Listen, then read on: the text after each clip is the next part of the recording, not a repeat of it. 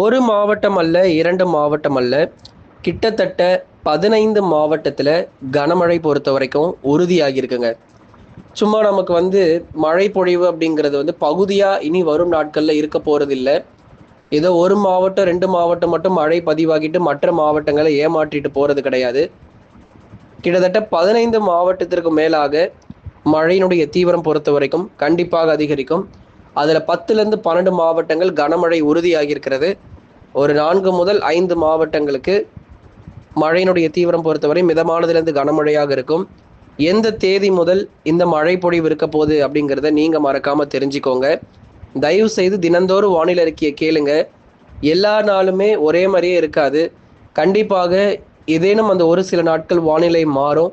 அது எந்த ஒரு சில நாட்கள் நீங்க தெரிஞ்சுக்கணும் அப்படின்னா மறக்காம அந்த சப்ஸ்கிரைப் பட்டனை கிளிக் பண்ணா மட்டும்தான் முடியும்.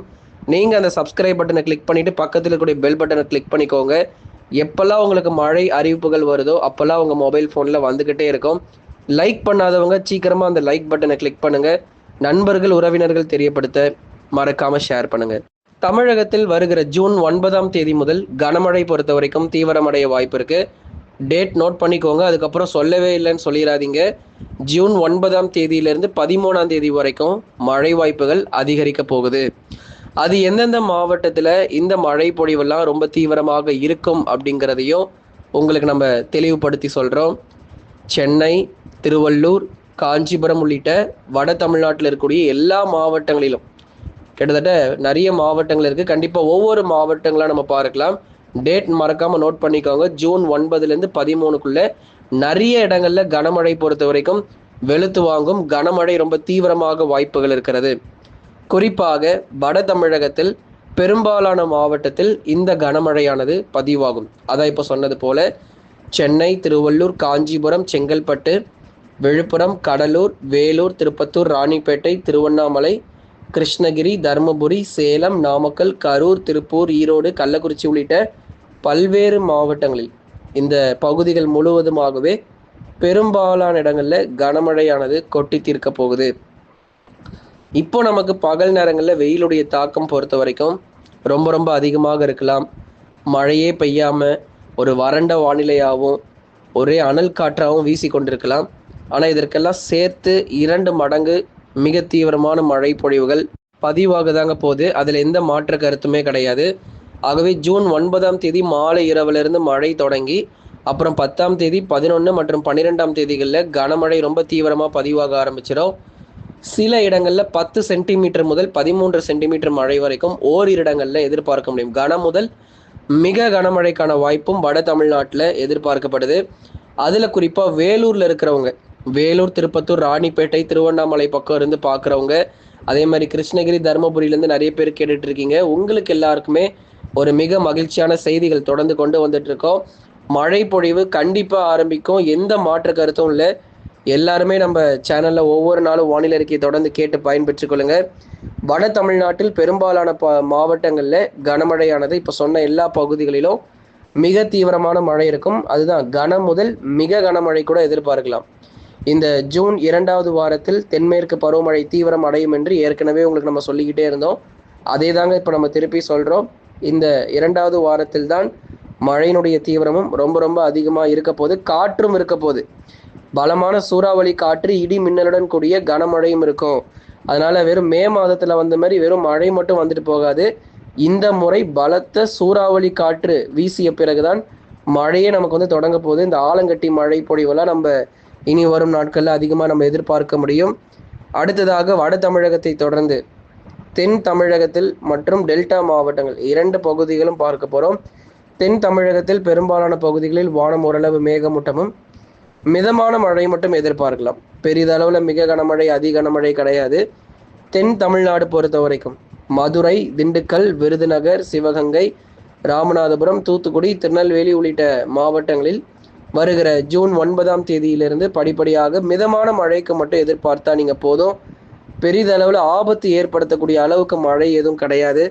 வெள்ளப்பெருக்கு, அதி கனமழை, ரெட் அலர்ட்லாம் கொடுக்க முடியாது. அந்த அளவுக்கு மழையெல்லாம் தென் மாவட்டத்தில் இல்லை. ஆனால் ஒரு மிதமான மழையாவது கண்டிப்பாக வருங்க. இந்த ஜூன் 9லேருந்து 13க்குள்ள ஒரு மிதமான மழையாவது கண்டிப்பாக வருவதற்கான வாய்ப்புகள் மிக அதிகமாக இருக்கிறது.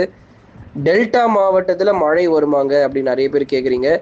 டெல்டா மாவட்டத்துல மழை வாய்ப்பு அதே தான், மிதமான மழை மட்டும்தான் எதிர்பார்க்கலாம். பெரிதளவுல கனமழை கூட அந்த அளவுக்கு இருக்க போறது இல்லை, மிதமான மழையா இருக்கும். இப்போ சொல்றதெல்லாம் வந்து ஜூன் 9ஆம் தேதிக்கு அப்புறம் எதிர்பாருங்க. இன்னைக்கே வந்து அதை எதிர்பார்த்தீங்கன்னா அது கண்டிப்பா முடியாது அப்படின்னு தான் நம்ம சொல்லி ஆகணும்.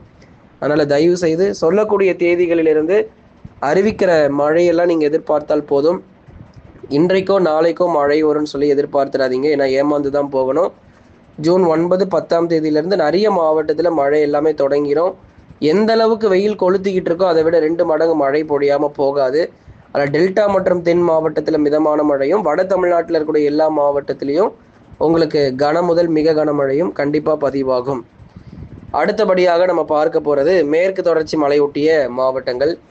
ஏன்னா இங்கே தென்மேற்கு பருவமழைங்கிறது இப்போ மறுபடியும் தீவிரமடைய போகுது. கேரளா, கர்நாடகா மற்றும் மகாராஷ்டிராவில் மறுபடியும் மிக கனமழை எச்சரிக்கை கொடுக்கப்பட்டு வருது. ஏன்னா அப்போ அடுத்த வாரத்தில் தமிழ்நாட்டில் எப்படி கனமழை பெய்யுதோ அங்கே வந்து மிக கனமழைக்கான வாய்ப்புகள், கேரளா மற்றும் கர்நாடகாவில் கன முதல் மிக கனமழைக்கான வாய்ப்புகள் அடுத்த வாரத்தில் ரொம்ப தீவிரமாக இருக்கும். அப்படிங்கிறதுனால தென்மேற்கு பருவமழை பொறுத்த வரைக்கும் கேரளா, கர்நாடகாவிலும் தீவிரமாகி வருது. இதன் எதிரொலி காரணமாக நமக்கு மேற்கு தொடர்ச்சி மலையொட்டிய மாவட்டங்களான நீலகிரியினுடைய மேற்கு பகுதிகள், அவலாஞ்சி மற்றும் அதன் சுற்றுவட்டார பகுதிகள், கொந்தாவில் மறுபடியும் ஒரு கனமழை இருக்கும். இப்போதைக்கு நம்ம ரெட் அலர்ட் எந்த மாவட்டத்துக்கு கொடுக்க மாட்டோம், பயப்படாதீங்க. எங்கே அதிக கனமழை வந்துடுமோ ரெட் அலர்ட் கொடுத்துருவாங்களோ அப்படின்னு, கண்டிப்பாக அந்த மாதிரி ஒரு சூழ்நிலை எங்கேயும் இல்லை. ஆனால் கனமழை இருக்கும், ஹெவி ரெயின்ஃபால் மட்டும் நம்ம எதிர்பார்க்க முடியும். அதனால் கனமழை அப்படிங்கிறது வந்து மேற்கு தொடர்ச்சியில் தினந்தோறும் கூட அடுத்த வாரத்திலேருந்து நம்ம எதிர்பார்க்கிறோம். தினமும் மழை பொழிவு இருக்கும் அடுத்த வாரத்திலேருந்து. அதனால் கொஞ்சம் இது எல்லாமே முன்னெச்சரிக்கையாக இருந்துக்கோங்க அப்படிங்கிறதுக்காக தான் நம்ம தினந்தோறும் வானிலை அறிவிப்புகளை உங்களுக்கு சொல்லிகிட்டு இருக்கோம். கோயம்புத்தூர், வால்பாறை, சோலையாறு, சின்னக்கல்லார், பொள்ளாச்சி, கிணத்துக்கடவு அடுத்த வாரத்தில் மறுபடியும் மழை தொடங்க காத்திருக்கு. விட்டு விட்டு நமக்கு மழை கிடைக்கும். கோயம்புத்தூரில் வெறும் மலை பகுதிக்கு தாங்க மழை வருது, எங்களுக்கெல்லாம் ஒன்றும் பெருசாக மழையே வரமாட்டேங்குதுன்னு சொல்லி நகர பகுதியிலேருந்து ரொம்ப கவலைப்பட்டு இருந்தீங்க. கோயம்புத்தூர் நகர பகுதிகளுக்கும் மழை வாய்ப்புகள் இருக்கும். ஏன்னா உங்கள் மாவட்டத்தை வந்து ஒப்பிடும்போது நிறைய மாவட்டங்களில் பகலில் வெயில் பயங்கரமாக இருக்குது. கோயம்புத்தூரே பரவாயில்லைங்க அப்படின்னு சொல்கிற அளவுக்கு மற்ற மாவட்டங்களில் வெப்பநிலை ரொம்ப மோசமாக இருக்குது. அதனால் கொஞ்சம் பொறுமையாக இருங்க. கோயம்புத்தூர் நல்ல ஒரு சீரான ஒரு வானிலை, அவ்வப்போது இடைவெளி விட்டு கனமழையும் நமக்கு வந்து பெய்து வரும். இனி வரும் நாட்களில் ஒரு குளிர்ச்சியான ஒரு சூழ்நிலை கோயம்புத்தூர் முழுவதும் ஏற்பட வாய்ப்புள்ளது. அதுக்கப்புறம் தேனி, தென்காசி மாவட்டங்களிலும் அடுத்த வாரத்திலேருந்து விட்டு விட்டு மிதமான மழை தான். இங்கே பெரிதளவில் வெள்ளப்பெருக்கு ஏற்படுற அளவுக்கு மழை இல்லை. தேனி, தென்காசி, கன்னியாகுமரியில் சாதாரண ஒரு மிதமான மழை மட்டும் அடுத்த வாரத்தில் நீங்கள் எதிர்பார்த்தால் போதுமானது. அதனால் நண்பர்களே, நீங்கள் மறக்காமல் ஒரு லைக் பட்டனை கிளிக் பண்ணுங்கள். தமிழகத்தில் மீண்டும் தென்மேற்கு பருவமழை இனி வரும் நாட்களில் படிப்படியாக தீவிரமடையும்.